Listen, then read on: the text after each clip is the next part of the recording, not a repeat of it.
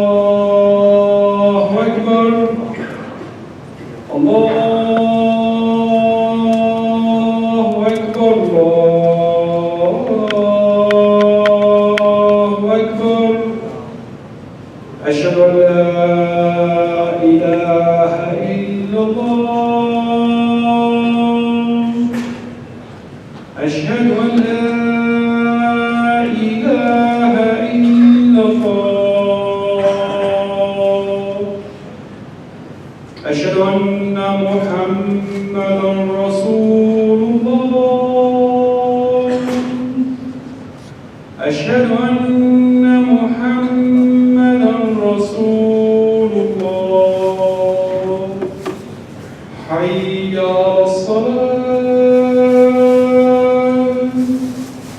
حي على الصلاة حي على الفلاح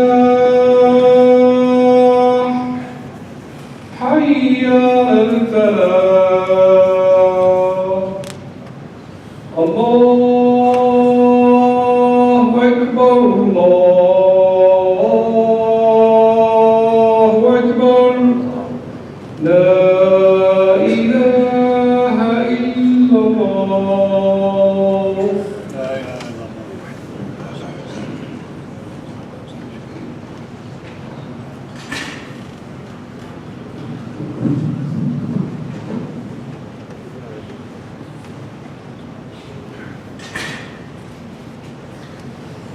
إن الحمد لله نحمده ونستعينه ونستهديه ونعوذ بالله من شرور أنفسنا ومن سيئات أعمالنا من يهده الله فلا مضل له ومن يضلله فلا هادي له ونشهد أن لا إله إلا الله وحده لا شريك له له الملك وله الحمد يحيي ويميت وهو على كل شيء قدير قال الله تعالى في الكتاب العزيز بعد أعوذ بالله من الشيطان الرجيم بسم الله الرحمن الرحيم يا أيها الذين آمنوا اتقوا الله حق تقاته ولا تموتن إلا وأنتم مسلمون وقال يا أيها الناس اتقوا ربكم الذي خلقكم من نفس واحدة وخلق منها زوجها وبث منهما رجالا كثيرا ونساء واتقوا الله الذي تساءلون به والأرحام إن الله كان عليكم رقيبا وقال يا أيها الذين آمنوا اتقوا الله وقولوا قولا سديدا يصلح لكم أعمالكم ويغفر لكم ذنوبكم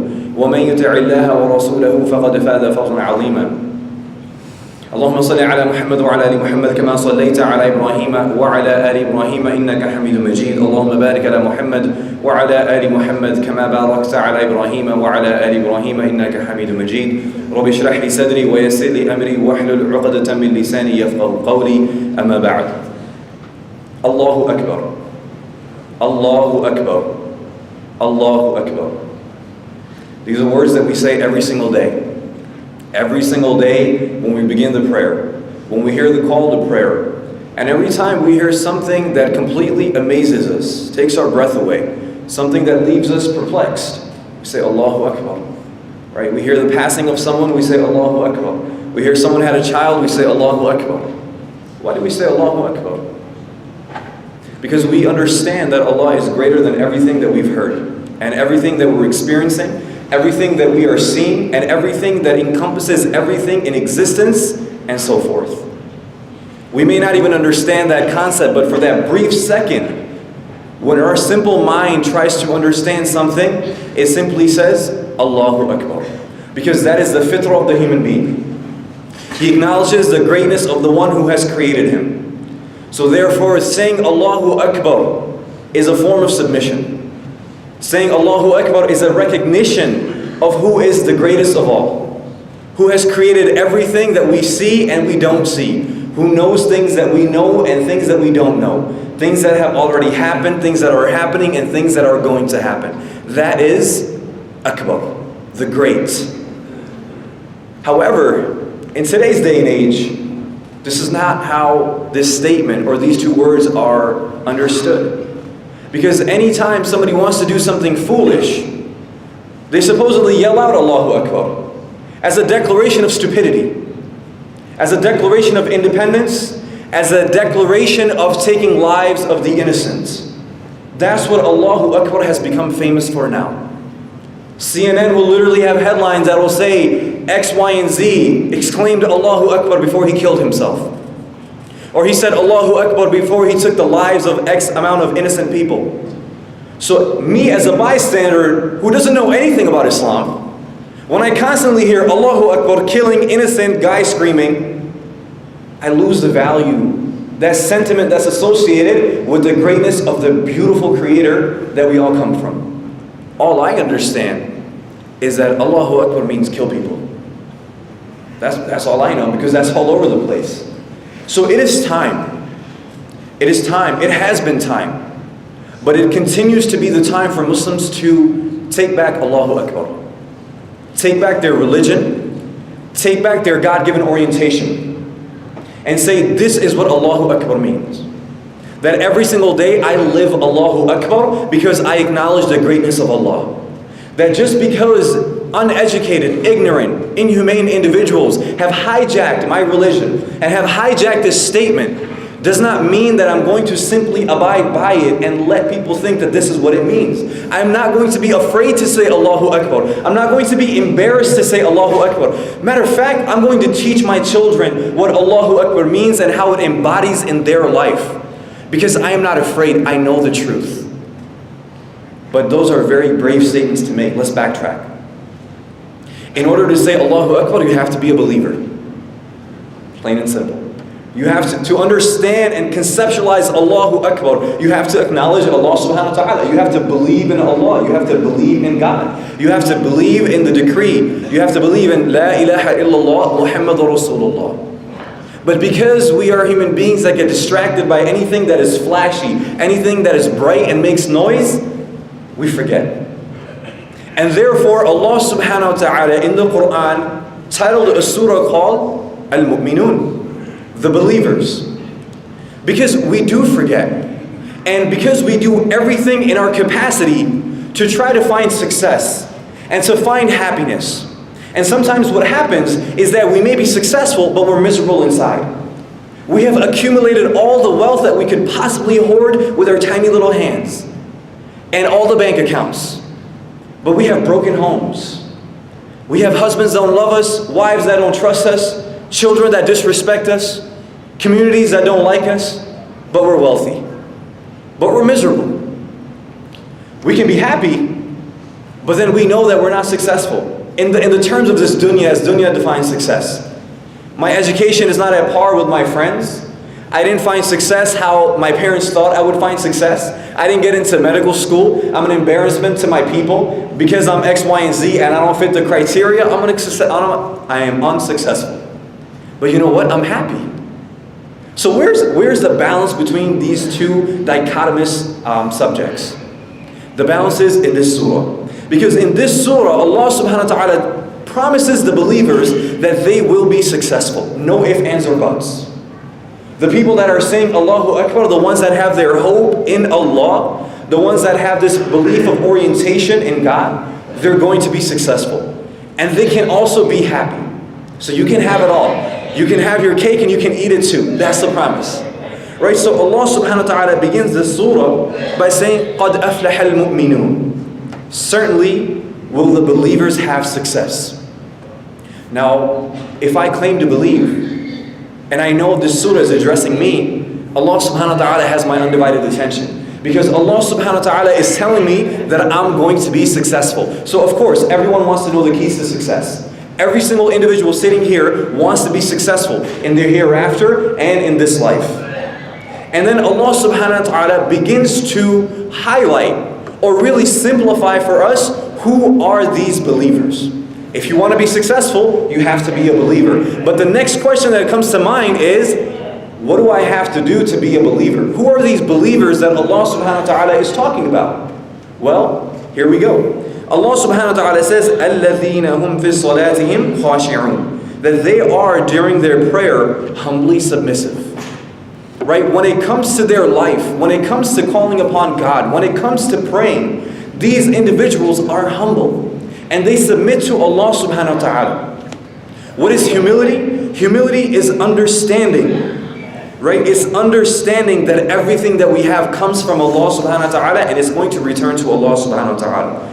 Right? That they live a state of submission in life because they understand that the lack of control that they possess. And that doesn't weaken them. Rather, that strengthens them because they know that any good that comes to them and any bad that is warded off, it wasn't because of their doing.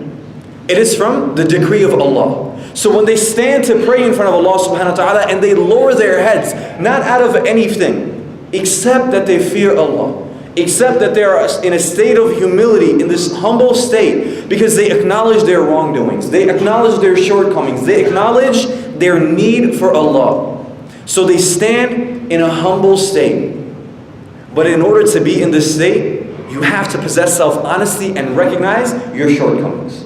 And recognize your mistakes. Because a hard heart will not turn to Allah. Right? An arrogant soul will not need Allah. Because this person feels they are free of need. But when you're really humble, when you've really broken down and accepted your vulnerabilities, then you'll stand in front of Allah subhanahu wa ta'ala and say, Allah, I need you. More than I need people, more than I need society, more than I need any type of success this world has promised me, I need you. So here I am.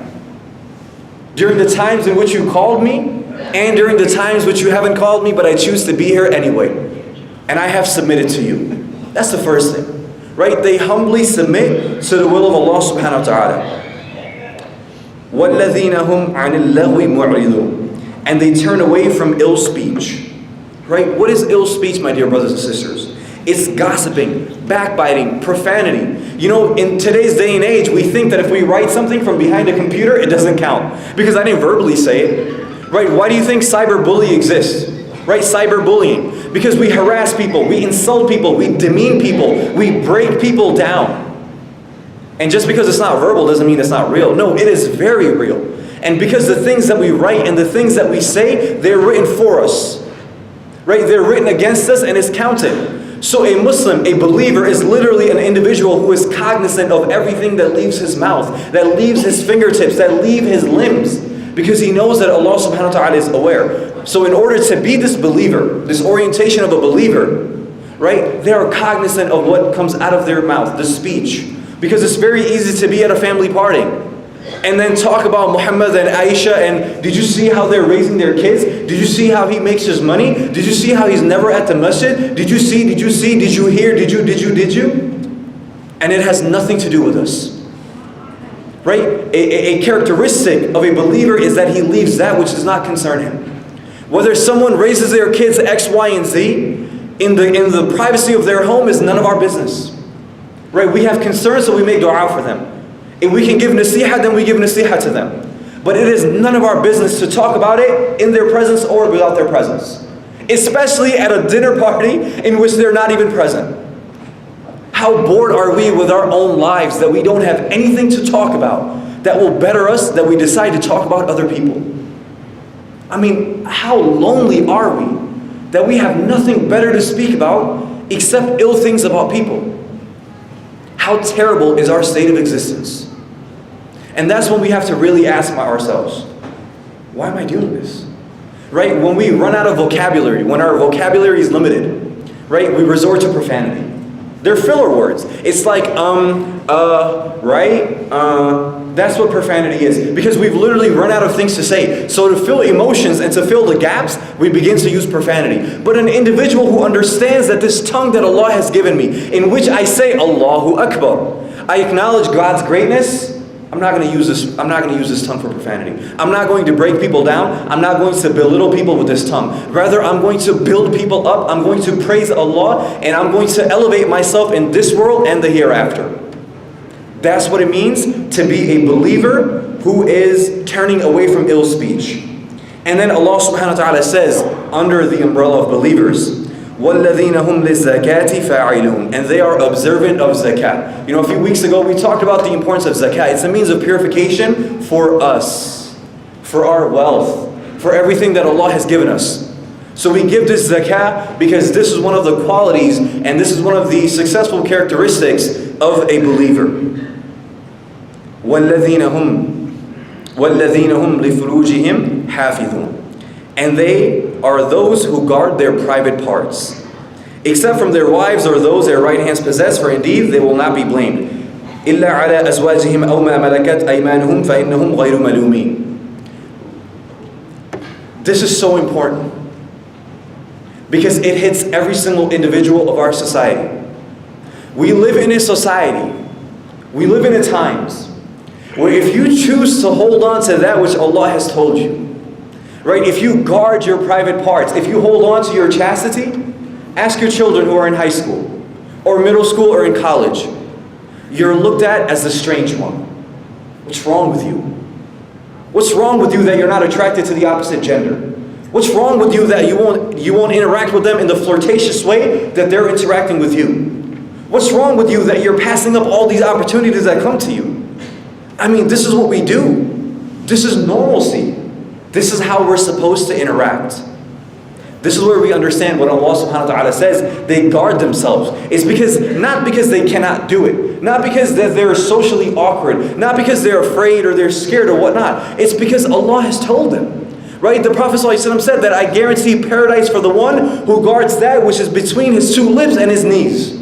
Why? Because those are the things that we can't control. Those are the things that when we're elicited to that, when we're placed in a society, when we're placed in a situation, that the pull is very strong.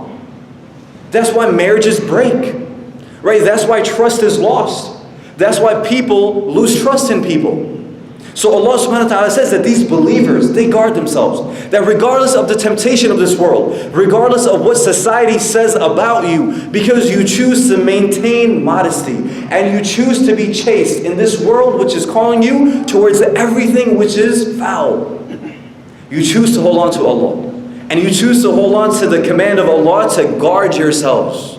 And guard your private parts. Out of fear, out of simple submission to Allah subhanahu wa ta'ala. Do you see, my dear brothers and sisters, how it all connects together? The formulation of a successful believer, right? They're humble in their state of prayer. They watch what they say, right? That which is between the two lips, right? They give for the sake of Allah subhanahu wa ta'ala. They protect themselves, right? Their vision, their sight, their speech, their ears, but also that which Allah subhanahu wa ta'ala has told them to guard. Because constantly we are getting an influx of distractions, an influx of temptations, fitna, everything that is calling us away from Allah subhanahu wa ta'ala. Inshallah, in the second part of the khutbah, we'll discuss some more characteristics of the believers that are searching and seeking to find success and happiness. أقول قولي هذا واستغفر الله لي ولكم ولسائر المسلمين فاستغفروا إنه هو الغفور الرحيم.